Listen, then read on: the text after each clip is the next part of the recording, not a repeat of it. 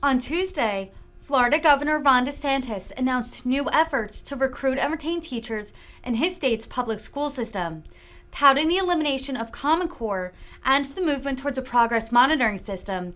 DeSantis has made the recruitment of veterans as teachers his latest goal in the education space. DeSantis also proposed broadening the parameters to become a teacher to create a pipeline to teaching that would include qualified police officers and first responders.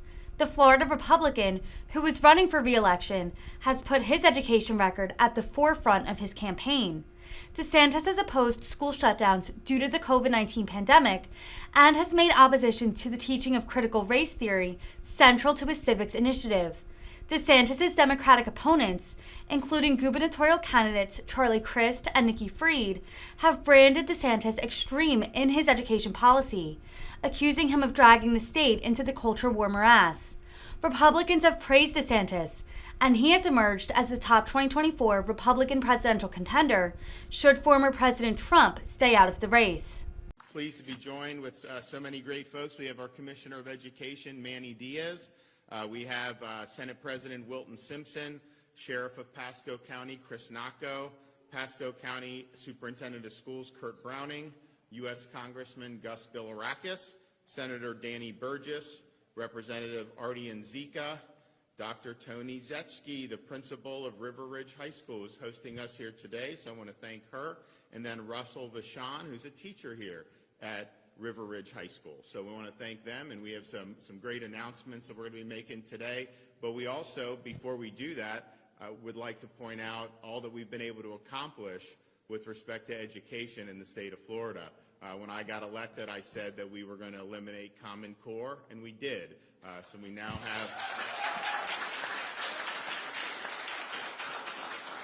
we've now implemented really strong BEST standards that focus on core academic learning, and something that will, I think, serve the students of Florida very well. We said that we would eliminate the FSA, and we did. And we now will be moving towards a system of progress monitoring where you can monitor students' progress throughout the school year, actually get real-time feedback so that the parents and teachers are able to help remedy any deficiencies. And, you know, the FSA, you'd spend so much time studying for this at the end of the school year. By the time you got the results, you're in summer vacation, and there wasn't any way to really remedy any deficiencies. We've also made Florida very strong in terms of what we've been able to do with teacher compensation. You hear about needing more teachers. This is something that we identified years ago, and so we made an effort, and we have done the largest teacher pay increases in the history of Florida over the last 2-3 years. And we focused a lot of that on increasing the average minimum salary across the state of Florida. 3 years ago, it was barely $40,000. Now, with the budget we just enacted, the average minimum salary throughout the state will be over $48,000. And so that's a huge increase. We've also increased salaries beyond that, and we put in the budget 2 years ago, and we've done it now. This is the third year in a row we'll have done it. We put in a specific teacher categorical so that the money has to go to teacher salaries. You know, we did, you do funding, we did record funding for the schools, which is good, but that does not necessarily have to go. Districts can kind of use it different ways, and there's, you know, some benefits to that flexibility, but we also said we want to do teacher pay, and so we said we're going to put money into it. So this past year, just in that categorical, we did $800 million, and Florida's never done that much in the history of our state, and we'll be making more announcements going forward about what we're going to do. But at the end of the day, if you're talking about recruiting, you know, it's not like you're going to be a billionaire if you go into teaching. People understand that. It's a service. But if you want to recruit people that are talented, you know, it does make a difference to be able to be more competitive. And so we've made huge strides in that, and we're very proud of that. We've also had huge investment in early literacy, which is, at the end of the day, if you're reading at third level in third grade, the chance of you being able to graduate high school is very strong. If you're behind by third grade, the chance that you drop out or have other problems goes up dramatically. So we've put a lot of emphasis on that. The most recent NAEP from 2019, we were fourth in the country in fourth grade reading, and adjusted for demographics, the Urban Institute did a study, ranked us #1 in the country for both fourth grade reading and math when you adjust the state for demographics. And so I think it's paying off what we're doing. We want to continue to do more. We've also done an emphasis on American civics, making sure that people, students, have an understanding of what it means to be an American, understanding where our rights come from, understanding how the Constitution is structured, understanding how all those ideas have been important in various periods of American history, from the American Revolution through the Civil War, World War II, Civil Rights Movement through the Cold War, and also having an effort to show how America is different than other systems. And so I signed legislation dedicating November 7th as a day to honor the victims of communism. And we're going to have, during that day in schools, there's going to be instruction for our students that's going to highlight the 100 million plus people who were killed at the hands of communist regimes throughout the 20th century. These ideas are still there. They still have a foothold, including in our own hemisphere. And we need to tell people the truth about just how destructive those comparative systems have been. So we're doing that, and then some. We're also have put an emphasis on workforce education. I'm a big believer in being equipped to do things in life and be productive. Sometimes that means go to a 4-year brick and ivy university. But that is not the best pathway for everybody. And certainly when you're going down a university pathway and you go $100,000 in debt, like many students have, and then you end up with a degree that's not worth the paper it's printed on, that's not a good investment. That's a millstone around your neck where you end up in a job you could have at a high school anyways. And so what we say is, yes, we're happy that we have a high-quality, affordable state university system. Since I've been governor, there have been no tuition increases at our state universities. And so you actually...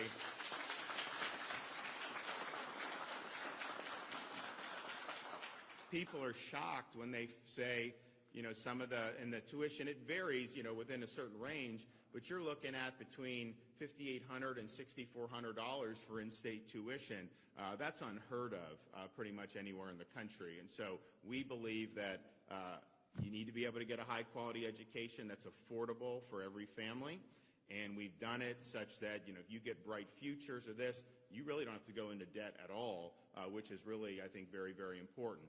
So we believe in that. At the same time, there's other pathways that are very, very productive for a lot of people. And you see the type of skills that are in demand in the economy, concrete skills, skilled labor, things like welding, things like HVAC, all truck driving. And so we've put an emphasis on that. And people are able to go and make really, really good living as really very young. And a lot of them can spin off.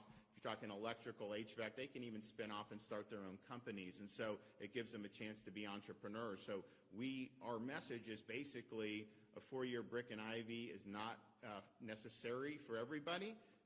We want you to have the pathway that's best for you, but don't let anyone tell you doing these other pathways you're somehow less than somebody that's going and getting a 4-year degree, because a lot of people have gotten a lot of 4-year degrees that have not been worth the investment that they put out. Look, if you're going to go $100,000 in debt and you become an engineer from MIT, you're probably going to be fine. I'm not going to lie to you there.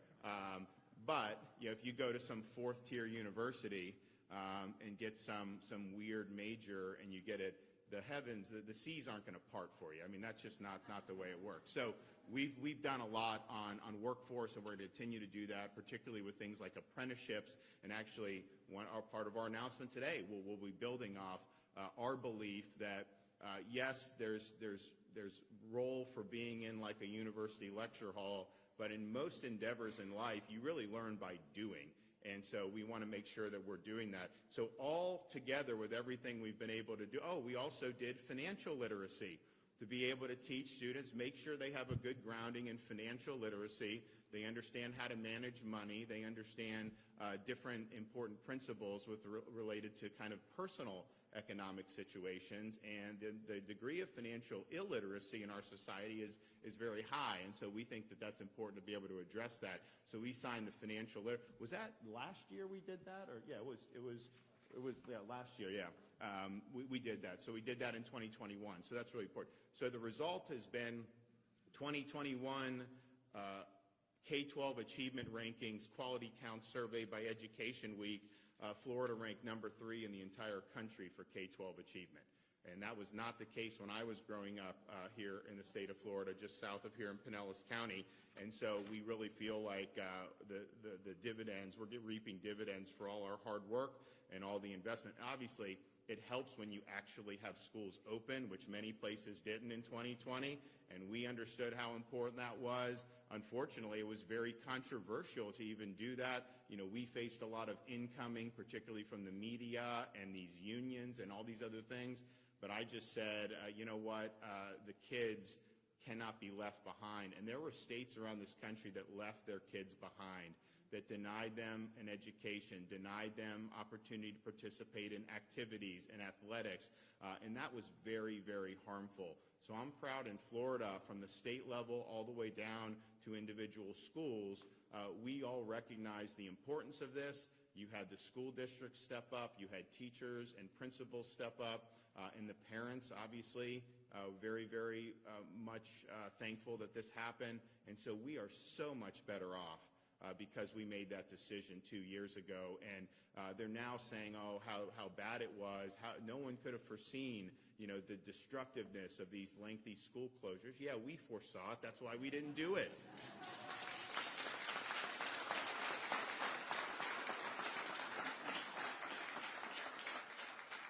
So we recently signed legislation. So when we focused on the salaries, we wanted to do, we did salaries for every teacher, but we really focused on raising that average minimum so that we could recruit more teachers, because we understood that there was going to be a need for more. You also just see the way the economy in Florida. I mean, I know there's a lot of national headwinds, but in Florida, you know, we've had a lot of opportunities over the last couple of years because we were open. And so people had opportunities to do very well in a variety of endeavors. And so there's just a lot of factors. So we understood that there was going to be a need, continuing need to address teacher recruitment. So the legislature passed, and I signed a bill recently identifying military veterans that have 4 years or more of active duty honorable service, who have 60 college credit hours, who have passed the exam, and that what they would basically be able to do is they would be able to get a temporary certificate, be able to teach, and then obviously work to get their bachelor's degree. And it was unanimously passed by the legislature. You know, some in the media just recently started attacking us over this. They said you can't just put any old warm body in the classroom. And look, as a veteran, I will tell you, like, the people that serve our country are not just some warm body. They're people that have a lot to offer.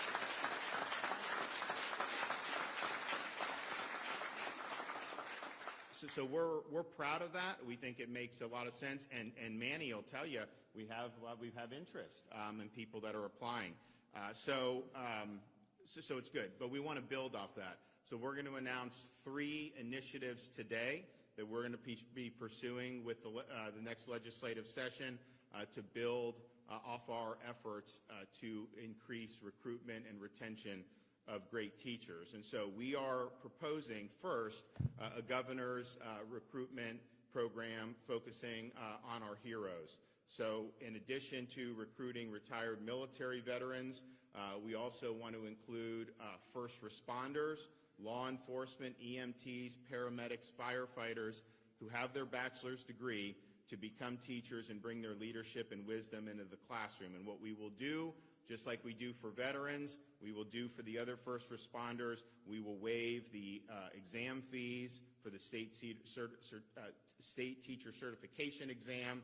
And if you do sign up under this program, those teachers will be eligible for a $4,000 bonus to be able to serve. And if they teach courses that have really acute shortages in those subject matters, they'll get another $1,000. And so that'll be a $5,000 bonus for first responders who go in to those. And so some of the areas where we've been short, science, ESE, reading, and those are all very, very important. And so we believe that the folks that have served our communities have an awful lot to offer. And we've got people that have served 20 years in law enforcement. They retire, and some of them are looking for kind of the next chapter in their life. Same with the military. Got people that join when they're 18, and they're retired with 20 years before they're 40 years old. Well, they're not going to just sit around on their hands. They want to do something. So we want to provide a pathway. We want to incentivize them being able to help. The second proposal that we have.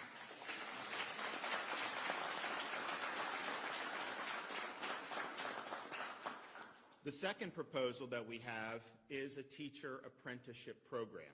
And I believe that the teachers that become great teachers don't become great teachers because they're sitting in some university lecture hall listening to some professor bloviate. I don't think that's what makes a teacher great. I think what makes a teacher great is actually being there, doing it, watching experienced teachers and see what they do that works, working directly with students. And it's something that you acquire skills as you're doing it. So we believe apprenticeships are a huge part of that.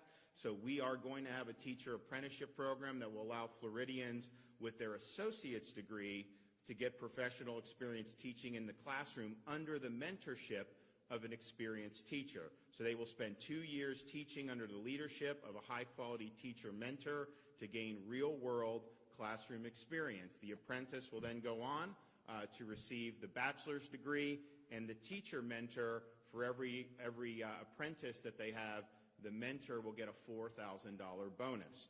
And so spending time in the classroom, being taught from a professor is fine, but spending time in the classroom where you are watching somebody that has experience and you have hands-on experience, that is really what's going to make. So we believe in doing, and we believe in learning by doing, and this is going to be a great program, and it will obviously be a great boon to experienced teachers who want to participate in this and want to help mentor our future teachers. And then finally, we're proposing a new scholarship program to help current high school teachers earn their master's degree, which will allow them to teach dual enrollment courses at the high school where they currently work. So right now, dual enrollment is one of the more popular ways for students to gain college credit during high school and save themselves money and time for getting their either 2 or 4 year degree. So during the last school year, over 92,000 public school students participated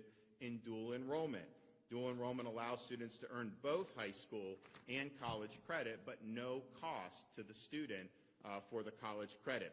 So what has happened is the students typically have to travel between the high school campus and the college campus, which is not always the easiest thing to do, and particularly can be more challenging in more rural communities. So this will expand dual enrollment opportunities for students because they'll be able to get college credit without even having to leave their high school campus. The scholarship program will help teachers cover the cost of tuition, fees, and books for their master's courses. And we believe that this will be very enticing for a lot of teachers to be able to expand their horizons, and particularly with us underwriting the cost really makes a lot of sense. And so this will be a win for students because they'll have more opportunity. It'll also be a win for teachers and their professional development. So we look forward to working on these very important initiatives. We've done an awful lot in education. There's not been a single state that's done more than we have over the last few years. However, there's more to do, and we want to make sure that we're leaning in, leaning forward, and meeting the challenges that are before us as a state throughout all the communities in Florida. So we're going to hear from some other folks. So first, we're going to hear from our Commissioner of Education, Manny Diaz.